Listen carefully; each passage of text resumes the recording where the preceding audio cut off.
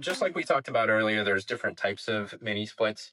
A lot of people just kind of think of the high wall units that we looked at earlier, but there's also ceiling cassettes, there's floor units as well. And so we want to show you an example of a floor unit here. Now, this is a Cape style house. And so the second floor, there's a lot of these slope ceilings that you can see behind me. And so we didn't have the high wall space that's necessary for these, the high wall units, where you typically want to have about 6.5 feet or more below that unit. So instead, what we did here is we did a floor unit, which works in the same way principally, but this floor unit has a different configuration, as you can see here, kind of fits more of that radiator style. And this unit is doing the same exact thing as the unit downstairs, where it's circulating the heating and the cooling, depending on the mode that we're setting it in. And so this indoor unit has the line set coming out the back of it going downstairs. And so I can kind of show off what that looks like from the outside.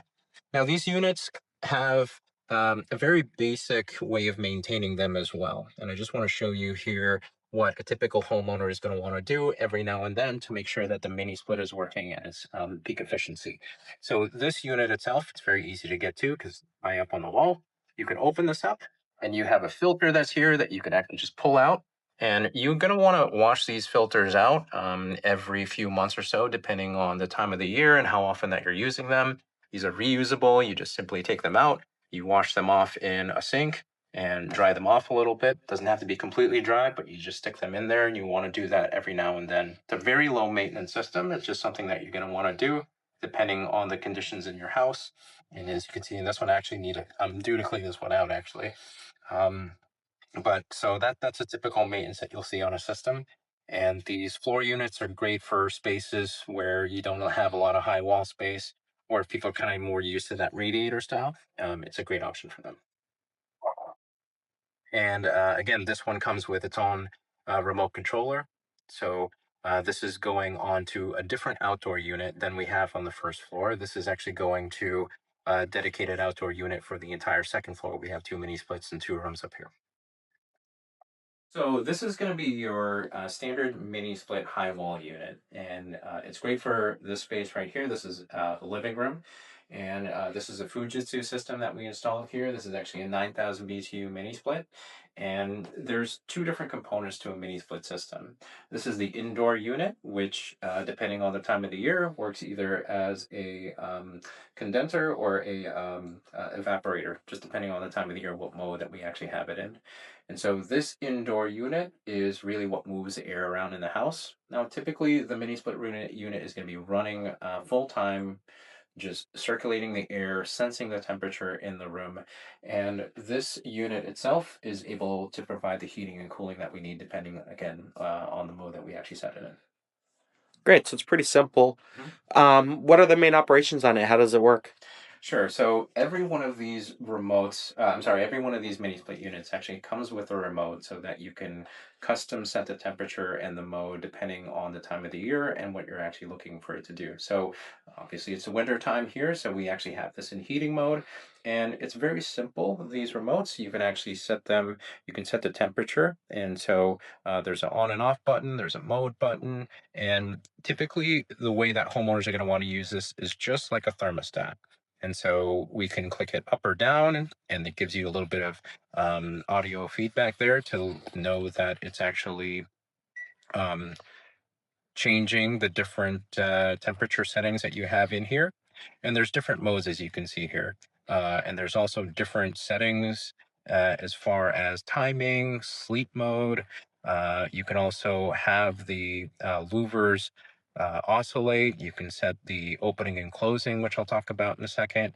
But there's a few different basic modes that you're going to want to hit set these units on.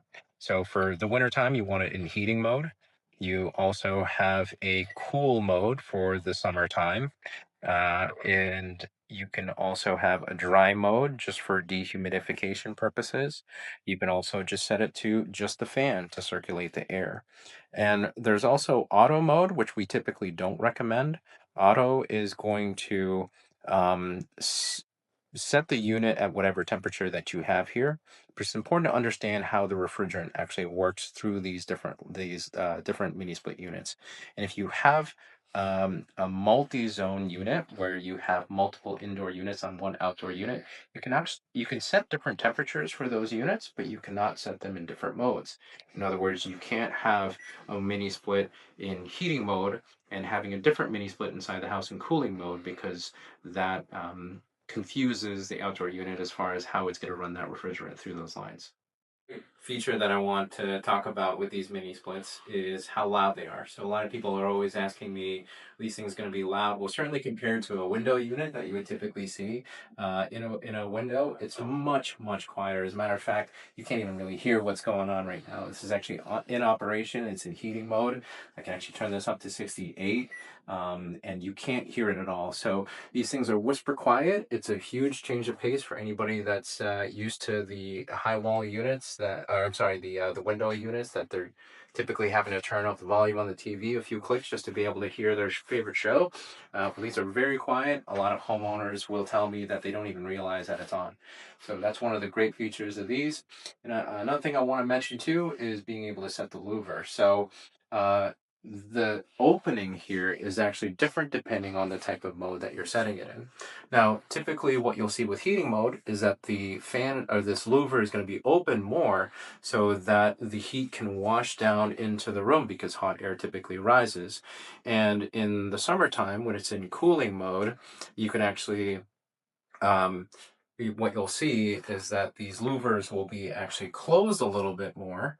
And the reason why is because it's going to want to throw the air out so that the cold air can wash down into the room. And so another tricky thing that we have to consider sometimes as an installer is where these are going to go and how the airflow is actually going to be able to condition the space. So, for example, in this room, the reason why we actually position this mini split here versus above the TV is because I can point this directly into my kitchen. And then that way I can address not just this room, but I can also address other parts of the house and point this in the direction. So, another thing to consider is really the physics of these systems and how they put out air, and not just the size, it's also where they're positioned in the room.